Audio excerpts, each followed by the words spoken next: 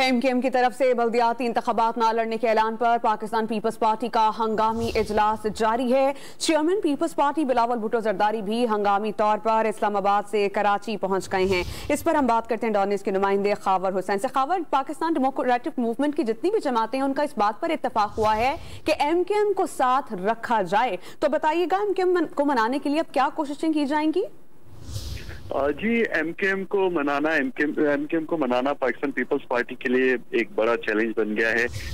इस तरह लग रहा है कि पाकिस्तान पीपल्स पार्टी को समझ में नहीं आ रहा है कि अब सिचुएशन को कैसे कंट्रोल किया जाए। एक इजलास आज काबीना का हंगामी इजलास भी इसी हवाले से बुलाया गया था वज़ीर आला हाउस में, जिसमें अमन व अमान की सूरत हाल के हवाले से और बल्दियाती इंतखाबात के हवाले से भी जायजा लेना था। ताहम ये इजलास बेनतीजा जो है वो खत्म कर दिया गया था। अब कल दोबारा सुबह 11 बजे काबीना का इजलास होगा, जबकि बिलावल भुट्टो जरदारी भी हंगामी तौर पर इस्लामाबाद से वो कराची पहुंचे हैं और उन्होंने भी जो है वो आला सतही इजलास बिलावल हाउस में तलब किया है, जिसमें पीपल्स पार्टी के अहम ओहदेदारान और जो काबीना के अरकान हैं वज़रा हैं वो भी शरीक हैं। इस वक्त वहाँ पर भी मशावरत हो रही है कि इस सिचुएशन को किस तरह से टैकल किया जाए, क्योंकि ये एक बड़ा चैलेंज हुआ है कि मुत्तहिदा कौम मूवमेंट की जानिब से जो प्रेशर बढ़ाया जा रहा है मुसलसल, पहले उन्होंने अदालतों का सहारा लिया और उसके बाद अब जो है वो मुत्तहिदा इकट्ठी हुई है और वहां से भी जो है वो विफाक को भी एक उन्होंने धमकी दी है कि वो विफाक से भी अलग हो सकते हैं।